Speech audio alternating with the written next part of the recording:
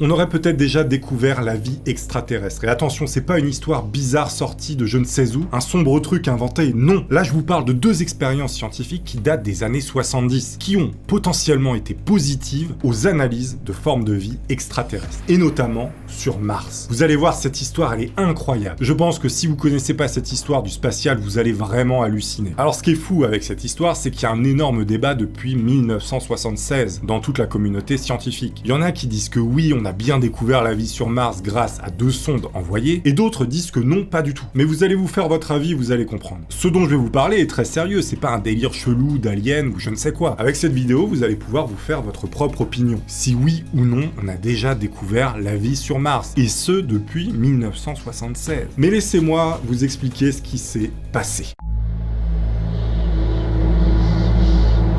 Viking, c'est le nom du programme spatial de la NASA en 1975. Premier programme qui consistait à envoyer 2 sondes sur le sol martien. Viking 1 et Viking 2. Les 2 sondes sont donc envoyées vers la planète Mars sur 2 fusées Titan. À la base, le lancement devait se faire 2 ans avant, mais à cause de problèmes d'argent, le lancement avait été reporté. Viking 1 s'envole donc vers la planète Mars le 20 août 1975. Et Viking 2 la suit de près avec un décollage le 9 septembre 1975. Le voyage dure quelques mois pour les 2 sondes pour arriver vers la planète rouge, notamment à son orbite, sur laquelle elles vont venir se placer. Puis quelques jours plus tard, atterrissent respectivement sur Mars le 20 juillet 76 pour Viking 1 et le 3 septembre 76 pour Viking 2. Mais alors, quel était l'objectif de mission pour ces 2 sondes? Eh bien pour l'orbiteur, c'est-à-dire la partie qui restait en orbite autour de Mars, c'était de cartographier de manière très précise la planète rouge. Pour les sondes en elles-mêmes qui, elles, allaient atterrir sur Mars, c'était tout simplement de trouver la vie, grâce à différentes expériences qu'on va voir. Mission simple et efficace, cartographier, trouver la vie,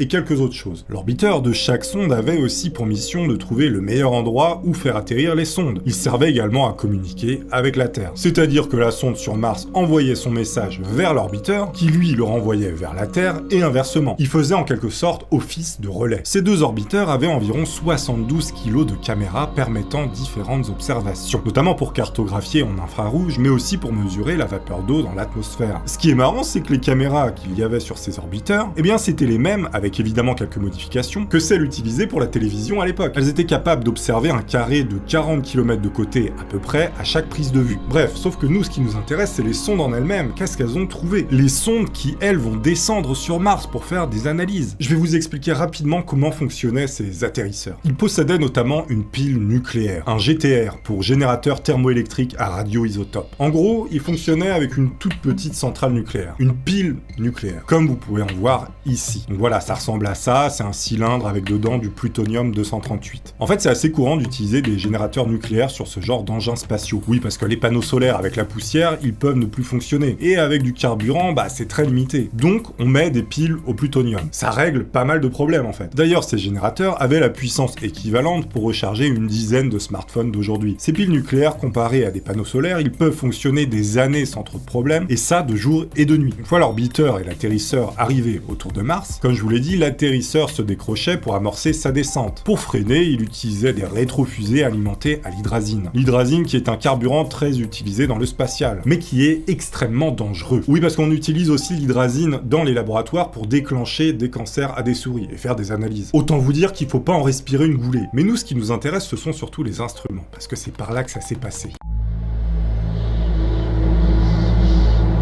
Les sondes transportaient notamment de quoi analyser la chimie du sol, mais aussi la météo et bien d'autres choses sur le climat et le magnétisme de Mars. Mais surtout, des instruments pour étudier la biologie de Mars, pour voir s'il y avait de la vie. Les sondes possédaient chacune un bras capable de faire des prélèvements et de les mettre ensuite dans un compartiment qui possédait un chromatographe à gaz et un spectromètre de masse. Le chromatographe à gaz, il permet en fait de séparer les différentes substances qui composent un gaz. Et en fait, tout ça après, c'est envoyé au spectromètre qui lui vérifie qu'est-ce que c'est comme matière. Grâce à la masse, d'où le nom spectromètre de masse. Et justement, ces 2 instruments vont nous intéresser parce que tout vient de là. Il y a visiblement eu des anomalies ou des découvertes. Ce qui est hyper important dans ce genre de mission où on veut trouver la vie, c'est la propreté parfaite qu'il faut avoir lors de la construction des modules sur Terre. Parce qu'il faut surtout pas contaminer les éléments pour pas avoir des faux résultats après. Oui, parce que si Jean Duss, ingénieur de la NASA, se fait un sandwich au cèpe et au bleu d'Auvergne dans la salle où on construit le module d'expérimentation, qui va lui ensuite être envoyé sur Mars, il peut effectivement y avoir des problèmes de contamination. Non, parce que détecter du bleu d'Auvergne une fois la sonde arrivée, ça peut soulever quelques questions, surtout sur Mars. Bref, à noter que Viking 1 se situait à 6725 km de Viking 2. Le but était de ratisser deux zones très éloignées dans l'espoir de détecter quelque chose d'intéressant. 25 secondes après l'atterrissage, Viking 1 envoie sa première photo. Et 20 minutes plus tard, la Terre reçoit la toute première photo depuis le sol martien. L'équipe en charge de récolter les échantillons au sol pour les analyser, donc sur Mars, se rend compte que la surface de la planète est tellement bombardée par les ultraviolets que tout est stérile. Il fallait donc prendre des échantillons sous des roches, là où les ultraviolets n'auraient pas pu brûler une potentielle forme de vie. Les sondes Viking ont sur elles 4 expériences pour trouver la vie. En gros, les sondes devaient récolter de la poussière martienne, puis la mélanger avec un liquide nutritif radioactif. On laissait un petit peu fermenter, et si ce mélange de poussière martienne plus liquide nutritif radioactif produisait un gaz bien particulier, un gaz radioactif du 14CO2, c'est qu'il y avait une forme de vie dans cette poussière martienne récoltée. Donc Viking fait cette expérience, il prend de la poussière martienne, la mélange avec une solution nutritive radioactive, attend un petit peu que la fermentation se fasse, et là, à la stupeur générale d'absolument tout le monde à la NASA, il y a bien du 14CO2 qui se produit. Donc potentiellement la vie. Pour eux, c'était validé, ils avaient trouvé. Il faut surtout pas oublier qu'à 6725 km de Viking 1, Viking 2 procède à la même expérience. Récolte les poussières martiennes, mélange avec une solution nutritive radioactive, et devinez ce qui arrive à Viking 2 également. Exactement la même chose. Viking 2 découvre aussi du 14CO2 qui est produit. Ce qui est censé prouver que dans cette poussière martienne, il y avait une forme de vie. Là, je sais pas si vous vous rendez compte du truc de fou. On est bien sur deux sondes éloignées à des milliers de kilomètres qui font la même expérience et qui arrivent au même résultat.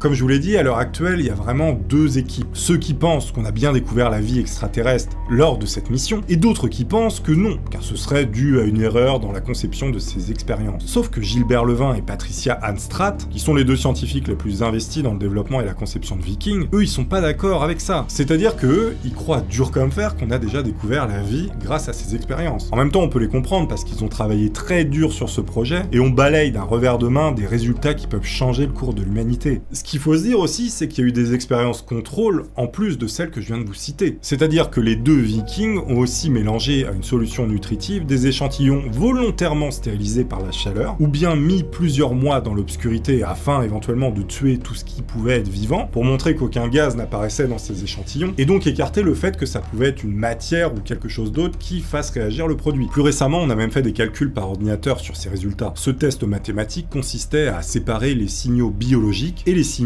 non biologiques analysés durant ces expériences. L'équipe du docteur Ron Miller de la NASA suppose que ces expériences menées sur les deux sondes, qui ont trouvé ce gaz et donc potentiellement trouvé de la vie sur Mars, eh bien lui le dit, elles ont potentiellement des chances d'être vraies, notamment grâce aux analyses des données qu'il a fait mathématiquement. Il dit même, il est très possible que s'il y a des microbes, ils vivent à quelques centimètres sous le sol, près de la glace d'eau. Mais attention, ces propos sont quand même nuancés. Là, on parle de modèles mathématiques qui comparent et analysent les résultats. Il le dit lui-même que c'est pas une preuve ultime, mais que ça soulève un doute qui est plutôt positif. Mais il y a autre chose, son équipe a également trouvé des signes de rythme circadien dans les résultats de ses expériences. Alors, le rythme circadien, c'est une horloge interne que toutes les formes de vie possèdent. En gros, c'est l'horloge qui gère tous les phénomènes physiologiques d'une forme de vie. Dormir pendant la nuit, voilà, le cycle qui se réduit à certaines périodes de l'année. Et là, visiblement, il y avait également un cycle circadien détecté dans l'expérience LR. Donc l'expérience qu'avait découvert potentiellement la vie sur Mars. Les microbes, comme les humains, toute forme de vie, ont des cycles circadiens. En gros, il a constaté que le gaz radioactif, qui est potentiellement le résultat d'une collecte de formes de vie, variait en fonction de la journée martienne. Notamment que le gaz était plus présent durant le jour martien que durant la nuit, comme si les organismes étaient moins actifs durant les nuits glaciales de Mars. Notez que j'utilise souvent les mots potentiel et probable. Oui, parce qu'aujourd'hui, rien n'est prouvé, du moins rien n'est avéré sur cette découverte potentielle de la vie extraterrestre. Mais on peut quand même se poser des questions. Ce serait serait bête de faire le contraire. Ce cycle circadien mesuré oscille sur une période de 24,66 heures, ce qui correspond étrangement à une journée martienne à peu près. Et ce docteur dit même que malgré sa conviction à 90% qu'on ait déjà détecté la vie sur Mars, eh bien les gens ne pourront pas vraiment y croire tant qu'on montrera pas bouger au microscope une forme de vie autre que celle sur Terre. C'est-à-dire qu'il faut des preuves vidéo pour que toute l'humanité éventuellement le croit. Ouais, parce que des chiffres c'est beau, mais le prouver à tout le monde, c'est un peu plus... Voilà. Là on entre dans un débat plutôt philosophique. Les mathématiques et les résultats sous forme de chiffres et de gaz ne suffisent pas pour convaincre l'humanité comme je vous l'ai dit. Il faut vraiment le voir. Ce qui est étonnant, c'est aussi que quand on chauffait l'échantillon soi-disant positif à la vie martienne à 50 degrés, le métabolisme ralentissait instantanément à quasiment 0. Et vous le savez, à partir de 50 degrés, les formes de vie microbiennes, elles commencent à mourir. Bon là, je vous ai présenté quand même pas mal de points qui tendent à prouver que oui, ces expériences étaient vraies. Mais alors, que disent les gens, les scientifiques qui pensent le contraire, que tout ça est pas vrai? Je vais aussi vous exposer pourquoi il y en a qui disent que tout ça est une erreur ou faux. Parce que dire que le positif, ça vous induirait dans une mauvaise direction. Donc le choix, c'est à vous de le faire.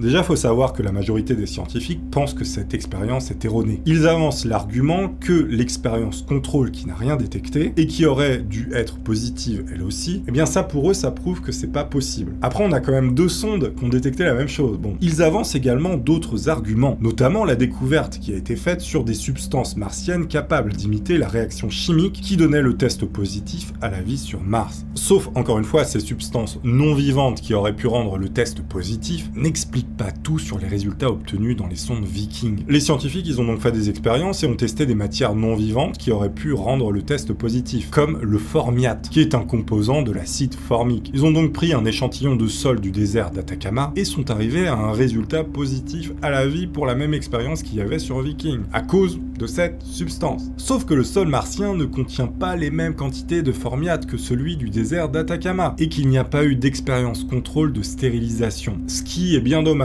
Du moins selon mes sources. Il y a également le perchlorate en matière non vivante qui peut déclencher un résultat positif dans cette expérience. En 2013, c'était les arguments qui avaient été avancés pour expliquer que ces expériences étaient en fait des faux positifs et qu'on n'avait jamais trouvé la vie, mais que ça avait été une réaction avec le perchlorate. En gros, le rayonnement solaire serait venu décomposer le perchlorate en hyperchlorite, qui lui produit également des résultats positifs à la découverte de la vie pour ces expériences sur Viking, et contrairement au perchlorate, l'hyperchlorite se détruit à 160 degrés.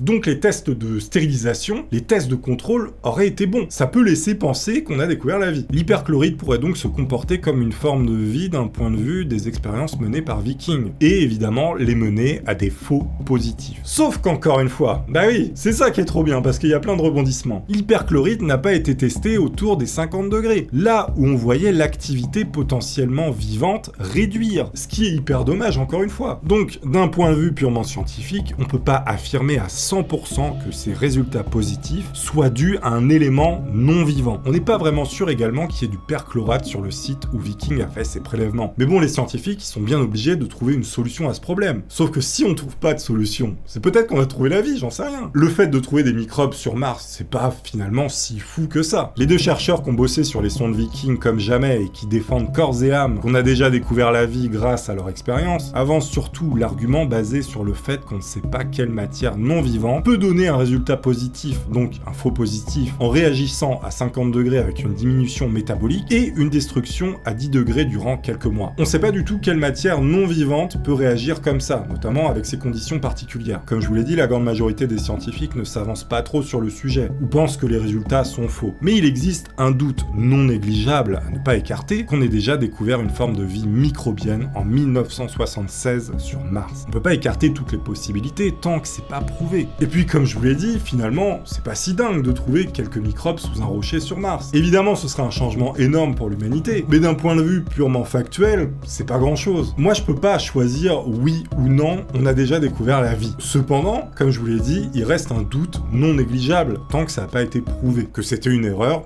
ou que c'était vraiment la vie. Évidemment, en commentaire, dites-moi si vous avez d'autres infos. Je sais qu'il y en a qui sont passionnés par l'espace, qui sauront peut-être plus de trucs que moi. Moi, j'ai été sur des sites américains pour avoir toutes mes sources. Commencez pas à me dire, lui a fait une vidéo déjà sur le sujet, un tel ou un tel. Je m'en fous. Moi, ce que je veux savoir, c'est si on a déjà découvert en 1976 la vie sur Mars ou non, si c'était une erreur ou pas. Évidemment, prenez soin de vous, merci d'être arrivé jusque-là, j'ai hâte de vous lire en commentaire, n'hésitez pas à me dire ce que vous en avez pensé. On se dit à très bientôt évidemment pour de nouvelles aventures, je vous laisse avec cela, et puis à la prochaine. Au revoir.